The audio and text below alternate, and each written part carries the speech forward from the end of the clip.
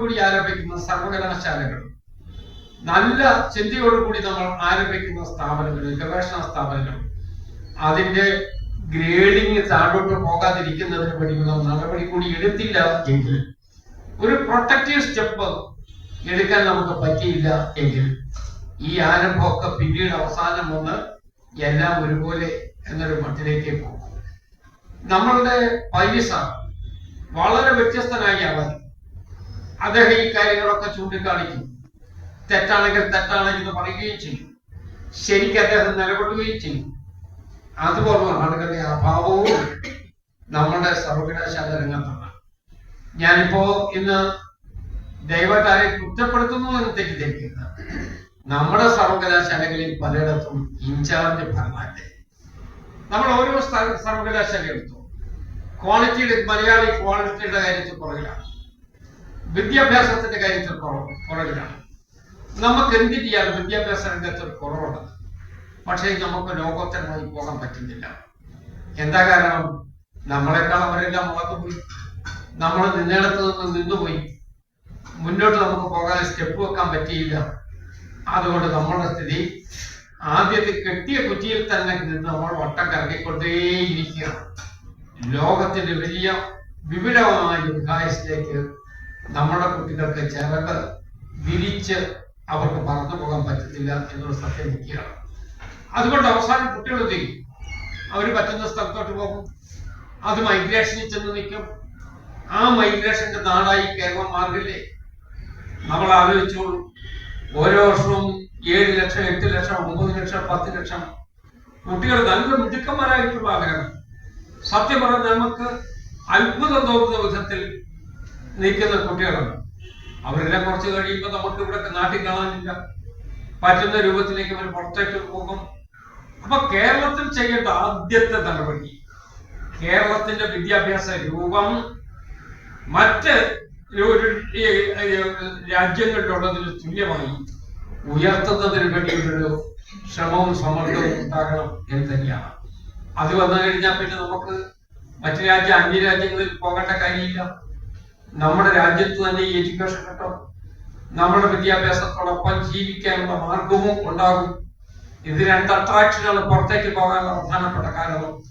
അവരെ മണ്ണിൽ തന്നെ നിർത്തത്തക്ക വിധത്തിൽ, നമ്മുടെ നാട്ടിൽ തന്നെ നിർത്തത്തക്ക വിധത്തിൽ നടപടി ഉണ്ടാകും. എനിക്കൊരു സത്യം പറഞ്ഞ ആഗ്രഹം, നമ്മുടെ പൈലി സാറിനെ പോലുള്ള ഒരാള് ഇന്ന് ജീവിച്ചിരുന്നു എങ്കിൽ നിശ്ചയമായും അദ്ദേഹം അതിനൊരു പ്രതിവിധി ഉണ്ടാക്കുമായിരുന്നു എന്ന് തന്നെയാണ്. എഡ്യൂക്കേഷനെ ഇട്ട് കളിക്കാൻ അദ്ദേഹം, എഡ്യൂക്കേഷൻ ഒരു ഫുട്ബോളല്ല, എഡ്യൂക്കേഷൻ ഒരു നേറ്റീവ് ബോളല്ല, പന്ത് തട്ടുക അടിക്കുക അതല്ല. എഡ്യൂക്കേഷൻ ഒരു സമൂഹത്തെ സംബന്ധിച്ചിടത്തോളം അനിവാര്യമായ ഘടകമാണ്, നമ്മുടെ പുരോഗതിയുടെ നട്ടെല്ലാണ്. ആ അർത്ഥത്തിൽ അതിനെ വളർത്തിക്കൊണ്ടു പോകുന്നതിന് വേണ്ടി നമുക്ക് എല്ലാവർക്കും ശ്രമിക്കാം. ഞാൻ നിങ്ങളെല്ലാം അനുമതിയോടുകൂടി ഉദ്ഘാടനം ചെയ്ത അറിയിച്ചുകൊണ്ട്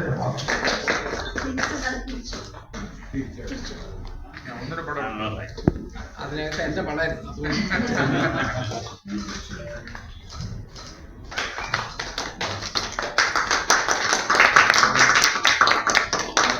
ഏറ്റവും എലിജിബിൾ ആയിട്ടുള്ള ആളെ പഠിക്കാൻ എനിക്ക് പ്രത്യേക സന്തോഷം. നമ്മുടെ ജസ്റ്റിസ് കമാൽ പാഷ സാർ ഒരു കേസിനകത്ത് പറഞ്ഞു, സീസറിന്റെ ഭാര്യയും സംശയത്തിന് അതീതമായിരിക്കണം. ഒരു വാചകം വന്നിട്ട് നമ്മുടെ പ്രധാന KM മാണി സാർ രാജിവെക്കേണ്ടി വന്നു. ഒരു ഒബ്സർവേഷൻ അദ്ദേഹം നടത്തിയത് എന്ന് പറഞ്ഞ പോലെയാണ് ഞങ്ങൾ ജുഡീഷ്യറിയിൽ. ഞാൻ റിട്ടയർ ചെയ്തതാണ്, എനിക്ക് പേടിക്കേണ്ട കാര്യമൊന്നുമില്ല. ഈവൻ നമ്മൾ സ്വയം എഡിറ്റ് ചെയ്താണ് സംസാരിക്കുന്നത്. അപ്പൊ ഞാൻ ഈ മീറ്റിങ്ങിന് വന്നതിന്റെ പ്രധാന ഒരു കാര്യം, ശ്രീ മാത്യു ശ്രീകുമാരവർമ്മയൊക്കെ ഞങ്ങൾ എത്ര വർഷങ്ങൾക്ക് കോട്ടയം CMS കോളേജ് ഡിഗ്രി മേടിച്ചതാണ്. ഇന്ന് നമ്മുടെ മുമ്പിരിക്കുന്ന വലിയ ജനിക്കുന്നതിന് മുമ്പ് എനിക്ക് 69 വയസ്സായി.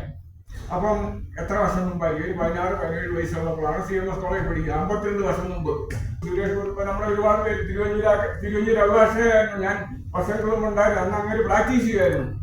രാഷ്ട്രീയത്തെ അത്ര സജീവമായിട്ടില്ല, ആവശ്യം പോയവരാണ് പറഞ്ഞു. സുരേഷ് കുറുപ്പ് ഞങ്ങളെ കൂടെ എത്രയോ വർഷമായിട്ട് നമ്മൾ എപ്പോഴും ഇടപെടാനുണ്ട്. അങ്ങനെ ഒരുപാട് രാഷ്ട്രീയക്കാരുണ്ട്. ഞാൻ രാഷ്ട്രീയക്കാരല്ല, മോശക്കാരല്ലെന്നും അല്ല പറഞ്ഞു.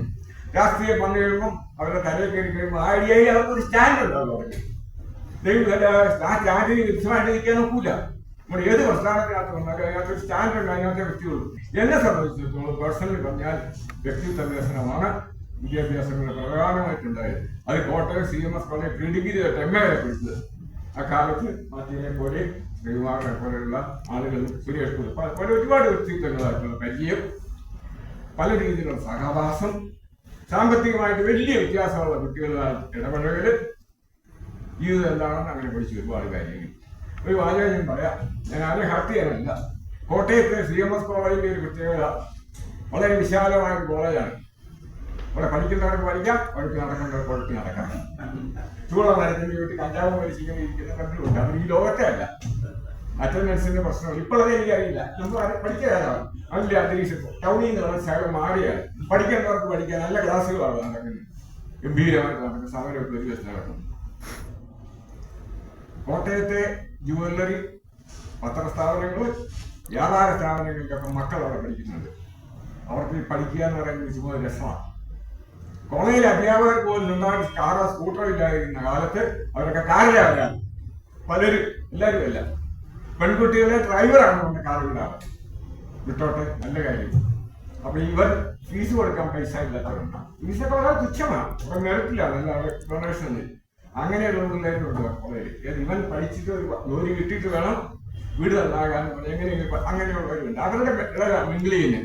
എനിക്ക് ഏറ്റവും സങ്കടകരമായ ഭാഗം എന്താണെന്ന് വെച്ച് കഴിഞ്ഞാൽ, ഈ വസ്ത്രസ്ഥാപനത്തിലെ ജോലി ഉണ്ടായിരുന്ന മകള് ശ്രീമാനൊക്കെ അറിയായിരിക്കും. 365 ദിവസവും 365 ഡ്രസ്സ് അവർക്ക് അവരുടെ സ്ഥാപനം എടുത്ത് നടക്കുക. 4-5 സാരി, കീറിയ സാരി, കോട്ടൺ സാരികൾ തയ്ച്ചുകൊണ്ട് വരുന്ന സാവിത്രിയെ പോലുള്ള ആളുകളും അവരോട് പഠിച്ചിട്ടുണ്ട്. അതിനകത്ത് വിഷമമല്ല. ഈ 365 ദിവസം ഡ്രസ്സിട്ടുണ്ട് വരുന്ന ആള് 3 വർഷം കൂടെ പഠിച്ച ആളെ കണ്ടാ മൈൻഡ് ചെയ്യില്ല. ആലുവ മണപ്പുറത്ത്, പഴയൊരു ഭാഷ ആലുവ മണപ്പുറത്ത് കണ്ടാൽ പോലുമില്ല. എനിക്ക് മനസ്സിലാകുന്നില്ല ഇതൊക്കെയാണ് മനുഷ്യൻ. ഇതുകൊണ്ട് ഈ വിദ്യാഭ്യാസം കൊണ്ട് അവർ എന്താ നേടിയേ? ഞാൻ സ്റ്റിൽ ഡൗട്ട്ഫുൾ.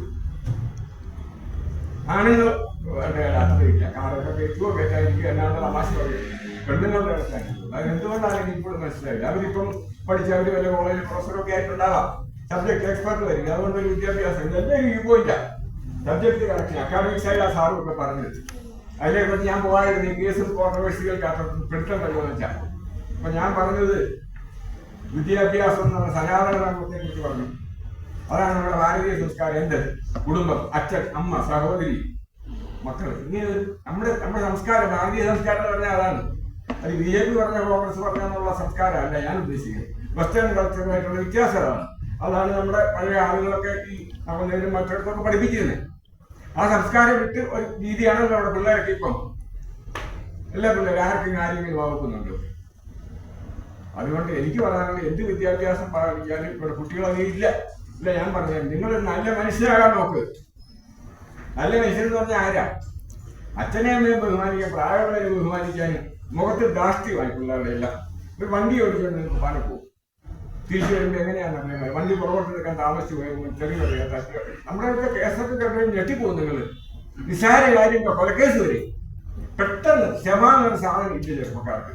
പെട്ടെന്ന് ദേഷ്യപ്പെടുക. വൈ ഇവരൊക്കെ ഇവരുടെ വിദ്യാഭ്യാസം കൊണ്ട് എന്തെങ്കിലും ഉണ്ടോ?